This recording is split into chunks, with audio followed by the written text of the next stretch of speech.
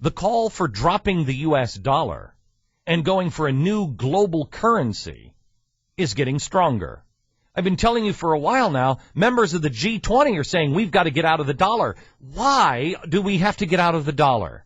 There's a very good reason for it, but until we answer the question, why would the G20 want to get out of the U.S. dollar, there's no chance of saving the U.S. dollar. So why is it they want to abandon the dollar? It's the global reserve. You ask the average person on the street, why should the rest of the world keep the dollar as the global reserve? They'd have no idea. They'd have no idea.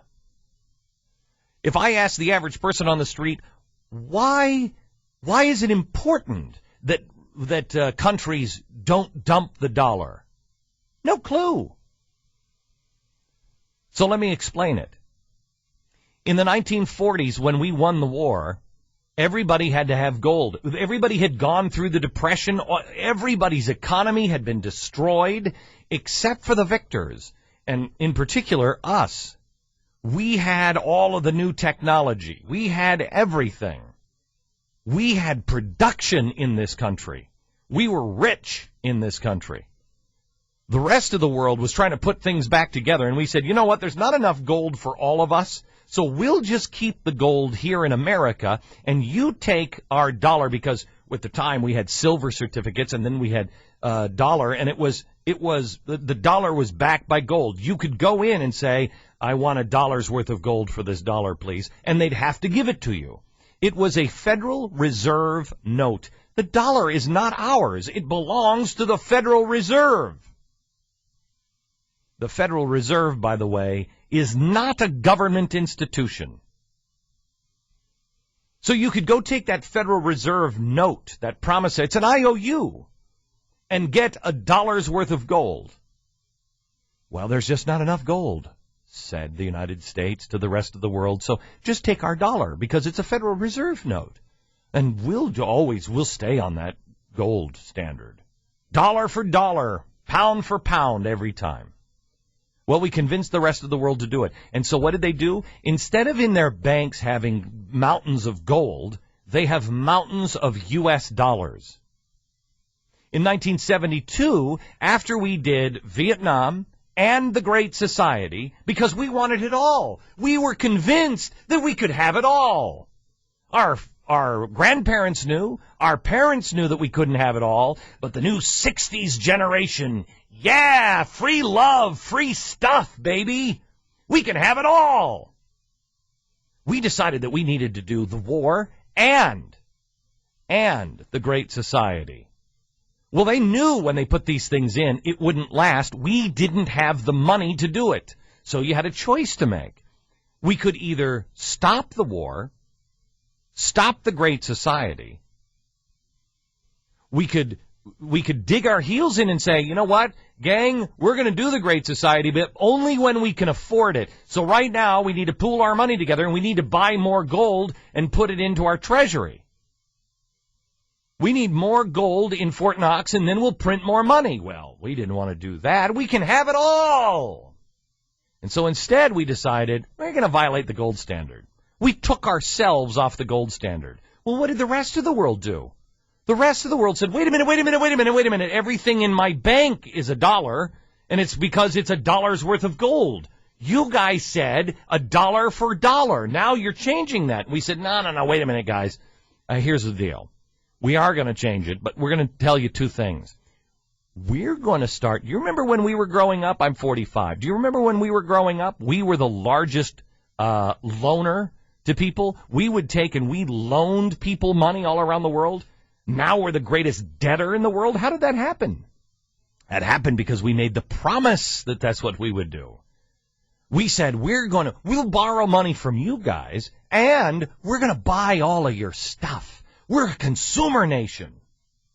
So they held on to the dollar and we promised them that we would never ever violate it.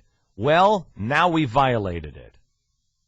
Now we're printing and monetizing our own debt. We're not even borrowing money from them anymore because they won't lend it to us. China is saying, you know what, we're going to lend it to you, but you got to pay it back in 7 years. We can't pay $1 trillion back in 7 years. So what are we doing? We're taking an IOU from ourselves and going, oh, you really, Glenn, you're going to pay that? You bet I am. Can I have that money? Sure. I tell you what, let me print it, and then I'll give it to you. We're giving money to ourselves. If you did this, you would go to jail. Because what it is you've gone to the banks won't loan you money, you don't have any money, but you still want it all, and so what are you doing? You go into the basement and you just print some more money. You just take some money and you Xerox it. You'd be arrested because it's called counterfeiting. Why? Because there's nothing backing that dollar. Well, tell me how it's different with the Fed other than they claim the right to do it in your name. Where is the collateral? What's backing that? You are. Your children are backing that. Your future tax dollars for generations are backing that. Your good faith and credit, not the credit of the United States, you, your house, your hard-earned money. That's what's backing that dollar. Now, China and France and Germany and England, and the list goes on and on and on, are all saying that we need a new global currency. Why? Because we have devalued ours. We have trashed our dollar. Everyone in the world is beginning to wake up except for us and say, we can't do this. They're never going to be able to pay this money back. Now it's not just China and the Minister of Finance or the Premier that's saying it. Now it is their Federal Reserve. Now it is their central bank. Now the Chinese central bankers are saying, we got to get out of the dollar. Dump the dollar. If they dump the dollar, that means they take all of that money and push it out into the system. All of the money that is collected from all over the planet is taken out of vaults and pushed into the system. Everyone unpegs from the dollar. That means the dollar is in a free fall. That means that what was worth $1 now is worth a penny. I mean, in dollars, the dollar is worth a penny. It's not worth anything anymore. It's wheelbarrows in the streets full of money just to buy a loaf of bread. It's happened before, and it's happening again, and it's happening on our watch unless we demand that our government stops spending money. Last week they monetized $1 trillion for the very first time. Monetized it, borrowed money from ourselves to print money to pay ourselves. They're doing it again this week for another $1 trillion. This whole Geithner thing, those are all being sold this week, and then the Fed is buying them back on Friday. Oh, well, that's going to work out well.